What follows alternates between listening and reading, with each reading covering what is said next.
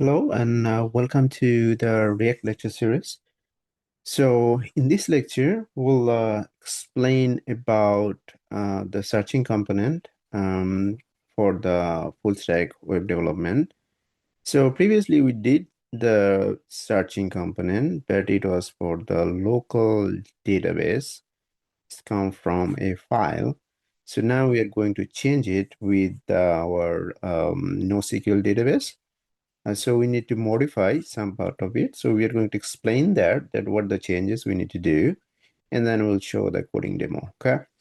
So this is the current implementation of so for our front end and back end, and then you can get this link from the video description. Okay.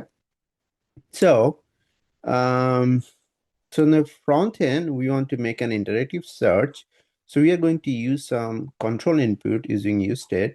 And then we're also using the useEffect to fetch the data from the database using asynchronous function, okay? And then we'll render for the interactive search. And then we also, give the link for the details route by the ID, okay? So those are the things we are going to do. Okay.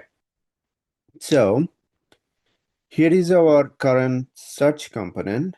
So if you see that right now, we are basically getting the data from a file. Okay, so that's the file. And then from here, we are checking that whether the student is there based on the search. Okay, so the searching is done using the useSearchParam hook. Okay, so useSearchParam hook here is registered for the name. Okay, so if the property name is name and then you assign something, so that's what we're going to check. So here we initialize that the property is the name and then value is empty string. Okay, and then we actually set that value for this form element. So we have a form element, the type is text. And then if you write anything, then setSearchParam will assign the value to the name field. Okay, so that's how it's going to change. Okay, so if you write something, and then so since this is the onchange event, so that means anything change happen in this field. So so the name will get the value. Okay, and then this value will display in this field. Okay, so the value is registered to search param dot get and then the name value. So that means if there is anything under the name property, then you will get that. That means it's render inside the value field. Okay, so you can display it. If there is nothing, it just shows the empty. Okay, so that's the or condition. Okay, either if you have the value, then you show the value. If you don't have the value, then it just display the empty string. Okay, so that's about the setSearchParam. So that's a very important one, and we actually explained this one in our previous lecture. So if you missed that, you can watch my previous video where we explain about the setSearchParam hooks. Okay. Next, we basically need to find out the students from all the students, right? So you see that this basically, again, is basically coming from a local file. Okay, so you are searching that for the student, which name. So we are basically searching by name. Okay, so if you write anything in the name field, so that means the name, if the name is includes the search text. So what is the search text? The search text is whatever inside the name field. So the trim function is basically, let's say that if you write something, but then you have some trailing or the at the front, if you have some space, empty space, so the trim function will remove that. And then we are basically converting to a lowercase so that it actually matched with the student name. Also, we are converting to a lowercase. So that means that we are making it as a case insensitive. It doesn't matter that whether you are writing uppercase or lowercase name, we're going to check both of them. Okay, so that's why we convert it to is one case. Here is the lowercase. Okay. So then here you see that the initially we said the student is an empty array, and then the another important thing is that when you define this array variable, we say that it is let. Okay, it's not a constant, because if you assign constant here, you cannot change it in here. Okay, so that's why we need to make it as a let or var, so that we can change it later based on the filter function condition. Okay.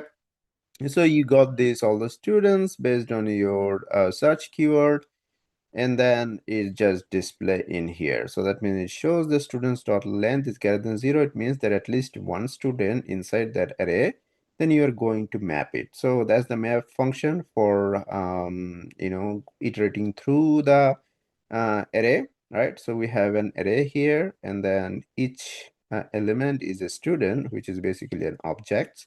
Okay, so each student will have student ID, student name, and all the field. Okay, so here we are just displaying that.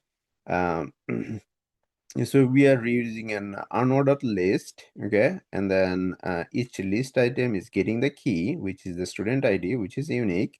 So you can write it as a key, and then display the student ID, which is not necessary. Um, but we are also giving the link to the student ID, so that each student you display the ID and the name, and then each name will get a link. And then if you click this link, it will go to this route, which we already explained and created in our previous video. Okay, so that means if you click it, it goes to this route, and this route will display everything of the student. Okay, and finally you need to export this component. The component name is search component, so you export it, and then we need to fetch it. We need to import it from our app component, right? Okay, so that's basically the current implementation. Now we see that what are the modifications that we are going to do, so that this time we'll get the data from the database, not from a local file. Okay, so here is the modification. Okay, first of all, we need to fetch the students from the database. Okay, so we need to call the route, right? So here we are using a helper function, which is the get students, which we also have used when we see our default route, which is the showing all the students. Okay, so it's basically we are using the same helper function. So you see that we actually import that helper function, okay, from the API helper functions. So it's basically this helper function is a component which hosts all the functions that we need to reuse. Okay, so the get students is basically fetch all the students. Okay, and so we'll get it in a response variable, and then we check if the response is okay. Then we put in the result variable, and the result variable will be set as a student through the set students function. Okay, so here is our initialization. Okay, so we use a hook, useState using the useState method, or useState hook, whatever you say, that we initialize the students as an empty array. Okay, and then so this one, the set students function will set that students. Okay, and now if you find any error during the fetching, so we'll set the error message to the another control variable, the error message variable. Okay, and then we use the useState hook to initialize that error message to an empty string. Okay, the another thing that we also did previously, so we also used here, is that isLoading function, so that we can check that if the isLoading is taking a time, then we can show a message to the user that the behind the scene there is something happening. Okay, so initially we use that the isLoading is false, but when we are going to fetch it, we make it true, and then we flag it down when the fetching is done. Okay, and then here which we will show in the next slide, that we will display that if the isLoading is true, then we display something that okay, it's loading the database, or is interacting with the database. Okay, so whatever you want to display. Okay, so Now, if you are familiar with the use effect, because I'm saying this because we actually explained this on multiple times, right? So use effect will be triggered based on your condition. So here we have the condition is an empty array. So it means that when you refresh this component or you come for the first time, so that means the array is empty. That means we don't have anything, right? Um, and then we basically load we'll trigger the use effect hook, okay? And then use effect will call the get student function and then get the data to the students variable, okay? So that means that initially your students variable is an empty, okay? So that means this condition will be true, and then it's basically go and fetch the student, okay? So after fetching the students, now we need to check that what are the students that we are searching, okay? So searching is done locally, okay?